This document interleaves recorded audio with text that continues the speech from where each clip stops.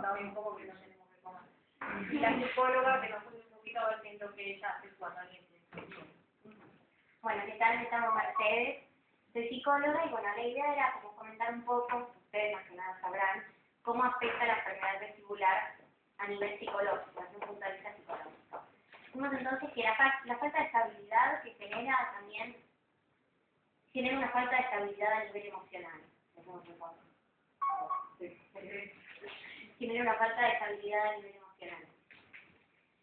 El paciente se caracteriza porque cuando llega, una de las primeras cosas que menciona el paciente es que mantenía un estilo de vida activo, muy acelerado, donde estaba expuesto a situaciones de estrés, y ahora, digamos, con la enfermedad se genera un fuerte quiebre en el psiquismo de la persona y lleva un estilo de vida donde tiene que desacelerar un poco el ritmo que venía haciendo hasta el momento. Esto es importante porque genera un fuerte quiebre en la identidad de la persona. Parece como que se dividían dos momentos. La persona incluso se menciona como la Susana de antes y la Susana de ahora, es muy común. Porque, digamos, esta enfermedad tiene en sí un efecto muy traumático en la persona. El trauma es algo que aparece súbitamente en el sujeto y con mucha intensidad, y el sujeto no tiene la capacidad de responder o de comprender qué es lo que le está pasando. La primera aparición de la enfermedad tiene un efecto traumático en el sujeto. No puede dar cuenta ni comprender completamente lo que le está sucediendo. Bueno, es importante también ver que hay muchos síntomas que desencadenan a nivel psicológico y que la persona desconoce, como por ejemplo los cambios en el carácter, la irritabilidad,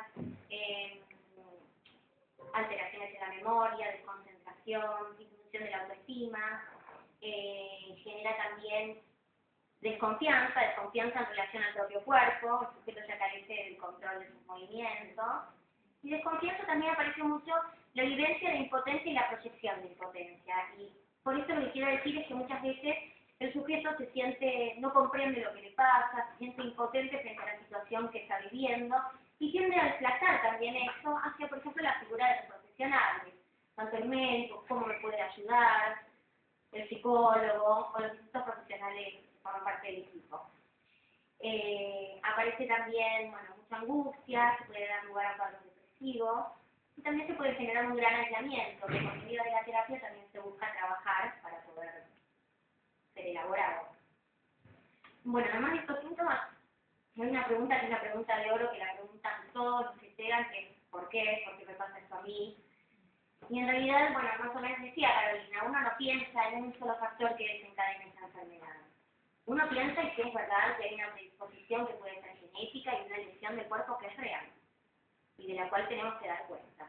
Pero a su vez, la predisposición no habla de la disposición. Con esto lo que quiero decir es que el detonamiento de la enfermedad o la aparición de la enfermedad puede tener que ver también con factores de tipo físico, como una caída, y también del tipo psíquico. Personas que pasan por situaciones traumáticas, por situaciones de mucho estrés. A veces la persona no da cuenta de esto. Por eso es importante en la terapia, por ejemplo, contextualizar la aparición de los síntomas. Es decir, pensar cuándo aparecieron por primera vez, bajo qué circunstancias. Porque por lo general esto no es casual. Aparecen en algún momento por alguna razón particular. No origina la enfermedad ya está. Hablo de la aparición.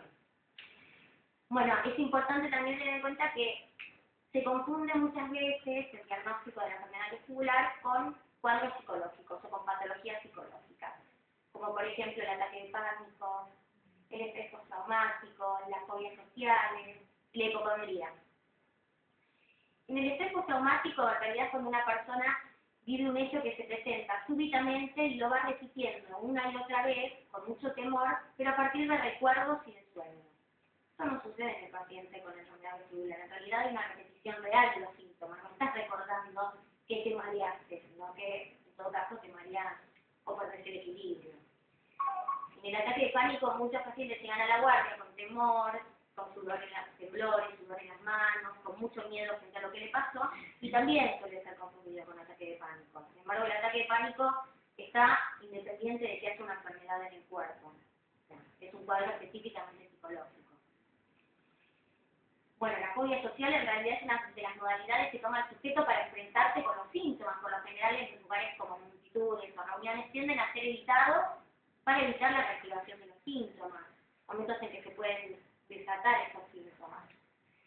Y en cuanto a la hipocondría, hay un tema que es importante, que es sujeto a partir de la aparición de la enfermedad por primera vez queda muy centrado, muy fijado en el propio cuerpo.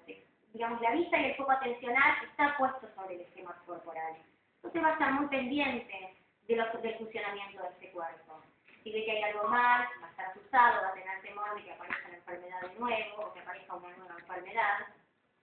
Y bueno, esto es muy común. En los pacientes es importante diferenciar estos cuadros.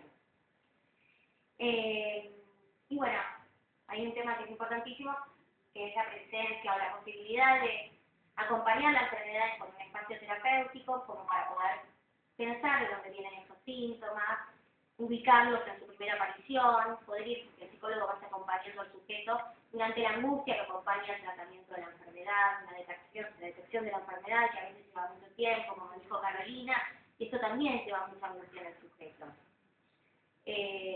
Es muy importante también la terapia de grupos, y compartir con personas que vivieron la misma experiencia tiene, me parece, ya un efecto curativo en sí mismo.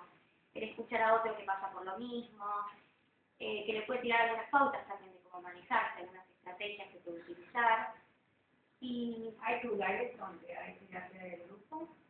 Ahí en el de Lucrecia López, el centro, se llama el Club del Mayo, un centro acá en Buenos Aires que hacen eso, y nosotros ahora estamos lo estamos realizando para más. No, sí.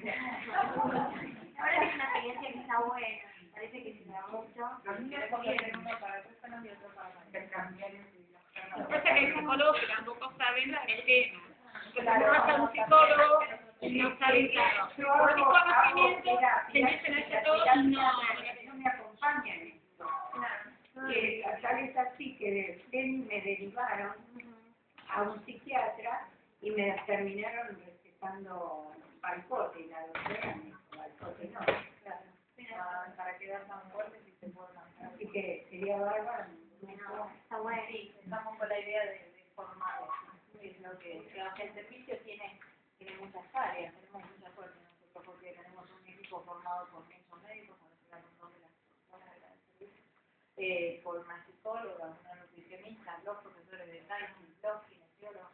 Tenemos un servicio grandísimo, debe ser el más grande que hay en Argentina. Y la idea es armar los grupos para terapia